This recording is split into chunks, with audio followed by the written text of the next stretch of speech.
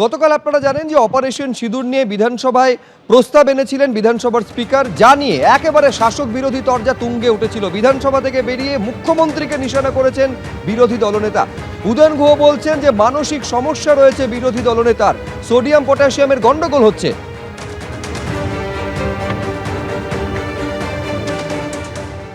কিছু কিছু মানুষ না সিজনাল পাগল হয়, কারো শীতকালে মানসিক সমস্যা দেখা দেয়, কারো গরম বেশি পড়লে পরে মানসিক সমস্যা দেয়। তা এইরকম যদি কারো মানসিক সমস্যায় কিছু বলে বসে তো কি বলা যেতে পারে? তার জন্য বিধানসভার ভেতরে স্বাধিকার ভঙ্গের নোটিশ দেওয়া হয়েছে, সেটা নিয়ে আলোচনা হবে, সেটা নিয়ে কমিটি সেগুলো নিয়ে আলোচনা করবে, তারা ব্যবস্থা নেবে। তবে এই কথা বলতে পারি যে কোনো সুস্থ মাথার মানুষ এই ধরনের কথা বলেননি, ভাবেননি, চিন্তা করেননি। কেউ কেউ হয়তো তাদের ভারসাম্যর গোলমাল হয়ে যাচ্ছে। উদয়ন গুহ যখন শুভেন্দু অধিকারীকে নিশানা করছেন, পাল্টা শুভেন্দু অধিকারী বলছেন যিনি নিজের বাবাকে পর্যন্ত চোর বলেন তিনি কুপুত্র ছাড়া কি, তাকে নিয়ে আর কিছু বলতে চায় না। কি বললেন বিরোধী দলনেতা দেখুন। যে পুত্র তার বাপকে চোর বলে, এই কুপুত্র তার বাবা কমল গুহ প্রয়াত মন্ত্রী, তাকে কিছুদিন আগে আমার বাবাও চোর ছিলেন বলেছে। তার সম্পর্কে আমাকে দিয়ে কিছু না বলানোই ভালো। আর এইবার আপনাদের সামনে রাখবো গতকালকের পর আজও বিধানসভা উত্তাল হলো। অনুব্রত মণ্ডলের কুকথা নিয়ে বিজেপির তরফে নিন্দা প্রস্তাব আনা হয়, কিন্তু সেই প্রস্তাব খারিজ হয়ে যায়। আর তারপরই বিজেপি বিধায়করা বিধানসভা থেকে ওয়াকআউট করেন, আর তা নিয়ে উত্তাল হয়ে ওঠে পরিস্থিতি।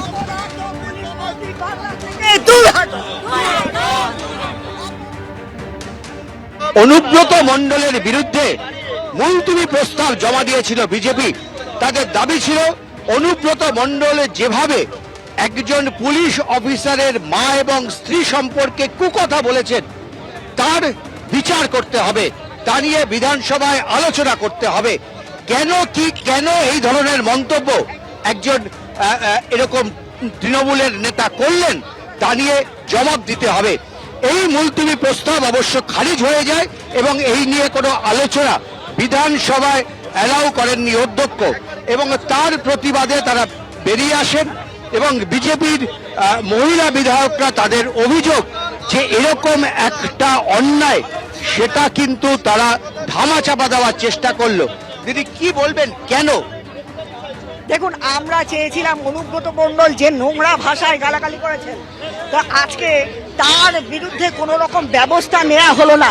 মমতা ব্যানার্জি সরকার, তৃণমূল কংগ্রেসের সরকার, তার আদরের কেষ্ট অনুব্রত মণ্ডল, যিনি চরাম চরাম গুড় বাতাসা ইত্যাদি বলে মানুষকে ধমকাতেন, যখন তখন গাঁজার কেস দিয়ে দেবো বলে মানুষকে ধমকাতেন, সে আজকে ওপেনলি ফোনের মাধ্যমে পুলিশ প্রশাসনকে যেভাবে অপমান করেছে, পুলিশ প্রশাসনের শুধু তাই নয়, পুলিশ প্রশাসনকে অপমান করলেও আমি বলতাম তার মা বোনদের যেভাবে অপমান করা হয়েছে, মহিলা কুলকে অপমান করা হয়েছে, যেটা সহ্য করার উপযোগী নয়।